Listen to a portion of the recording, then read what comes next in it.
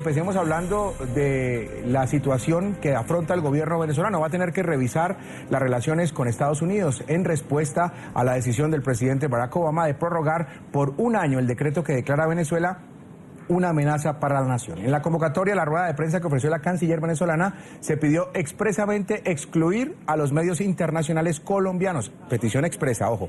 Daniela Zambrano, periodista NTN 24 en Caracas, tiene la información. El gobierno venezolano ha decidido, en consecuencia, someter a revisión integral las relaciones con los Estados Unidos de Norteamérica. Así respondió el gobierno venezolano a la decisión de la administración Obama de extender por un año más la declaratoria de amenaza que representaría a Venezuela para la seguridad nacional y la política exterior de Estados Unidos. Decisión que la canciller venezolana calificó de injerencista y descabellada. Venezuela denuncia ante la comunidad internacional que esta agresión incita a los factores antidemocráticos y violentos de la oposición venezolana para atentar contra la institucionalidad del país y sus autoridades legítimas y constitucionales. Aunque el decreto se limita a sancionar a funcionarios de la administración chavista responsables de violaciones a derechos humanos, con la revocatoria de sus visas y el congelamiento de sus bienes en Estados Unidos, el régimen de Nicolás Maduro lo considera una agresión contra el país. Esto constituye sin duda alguna una agresión contra la patria de Simón Bolívar, contra la patria de Hugo Chávez, contra el pueblo de Venezuela, con un solo objetivo, que es apropiarse de los recursos naturales, de los recursos financieros de nuestros países y pretender poner de rodillas a los pueblos. El gobierno venezolano aseguró contar con el respaldo de UNASUR y la CELAC. Porque sabemos que estamos ante una violación flagrante del derecho internacional que es de por más inadmisible. Y nosotros vamos a acudir a las instancias diplomáticas que corresponden para hacer valer los derechos de Venezuela frente a esta agresión. Para la rueda de prensa que ofreció la canciller, el Ministerio de Información y Comunicación pidió expresamente excluir a los medios colombianos, como se lee en la convocatoria. Observación: vestimenta formal, no convocar a medios internacionales colombianos. Aún así, NTN 24 pudo acceder. Sin embargo, sin mayor explicación, en 2 oportunidades se intentó retirar al equipo de la sala de prensa.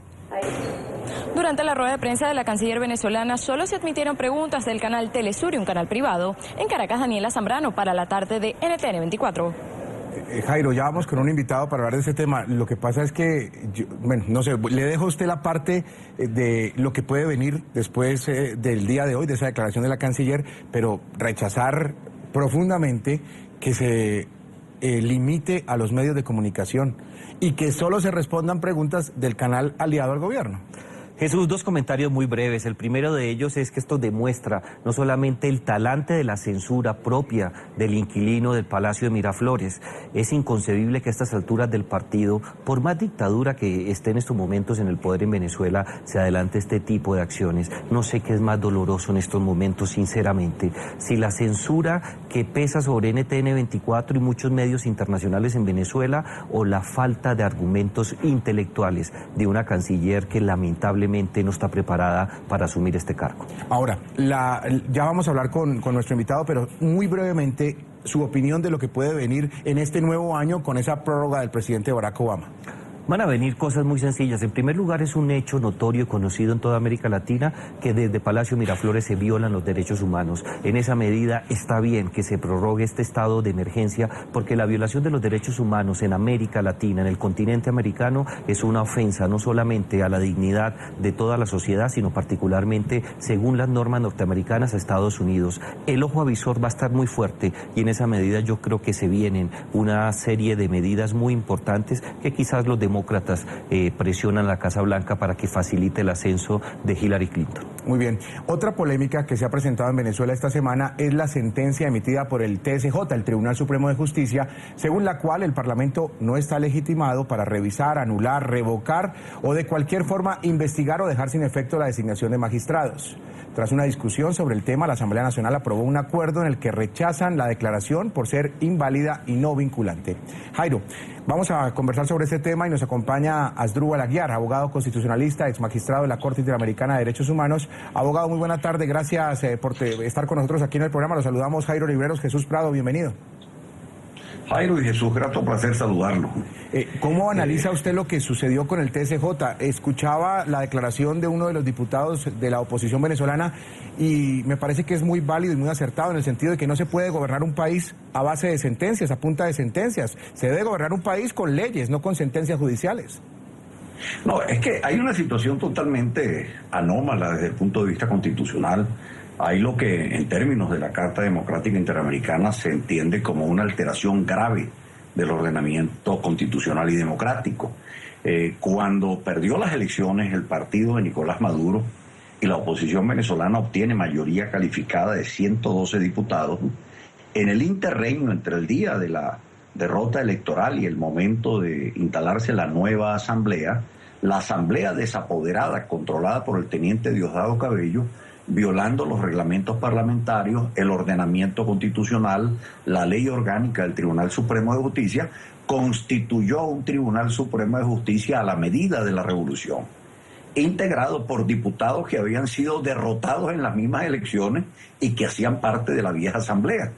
Pues bien, apenas ocurre esto, la primera medida que toman es la de eliminarle los diputados representantes del Estado Amazonas a la oposición, en número de 3, creyendo que con eso afectaban la mayoría calificada. La segunda medida fue la de mantener la validez de un decreto de excepción constitucional para mantener la posibilidad del gobierno en el área económica por vía de decreto, a pesar de que la Asamblea Nacional, de acuerdo con la Constitución, es la única que puede autorizar la adopción de decretos de emergencia constitucional o rechazarlo. Bueno, esto lo hizo esta Sala Constitucional del Tribunal Supremo. Y ahora lo último, una cosa totalmente inaudita.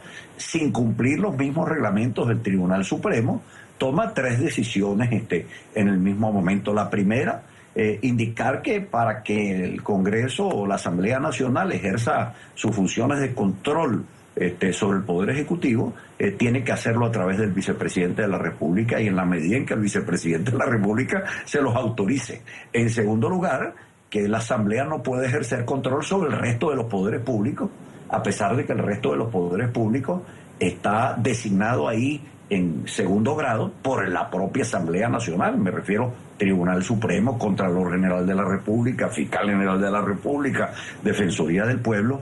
Y lo último, que le dice a la Asamblea, los actos que haya dictado la Asamblea, usted misma no los puede derogar o anular como actos propios. Esto es realmente un atentado a la soberanía popular y a la democracia. O sea, tenemos una situación anómala que yo no la llamo de choque de poderes, porque los conflictos de poderes en las democracias se resuelven con poderes judiciales independientes. En este caso la situación es totalmente distinta. Es un grupo de los poderes públicos que está controlado y en donde están atrincherados fundamentalmente quienes no creen en la democracia, tienen un régimen de corte militarista y populista, y una Asamblea Nacional integrada por diputados que reclaman la vigencia de la Constitución y el funcionamiento de la democracia. Doctor Aguiar, entonces nos encontramos en el peor de los mundos. Hay una ruptura constitucional en los términos que usted nos expresa desde el punto de vista de la Carta Democrática Interamericana, pero yo tampoco veo una solución interna para este conflicto. ¿Qué se puede hacer para desempantanar esta situación y que los cimientos de la democracia permita un normal desempeño en estos momentos en Venezuela? Es que lo que ocurre es que hay que tener conciencia de que el régimen venezolano se parece mucho a lo que era el régimen fascista italiano de Mussolini. Hay una obra de Piero Calamandrei muy emblemática que se llama El régimen de la mentira. Es un gobierno que funciona a mitad de camino entre la legalidad y la ilegalidad. Y entonces hace de la ilegalidad la fisiología del funcionamiento del régimen legal.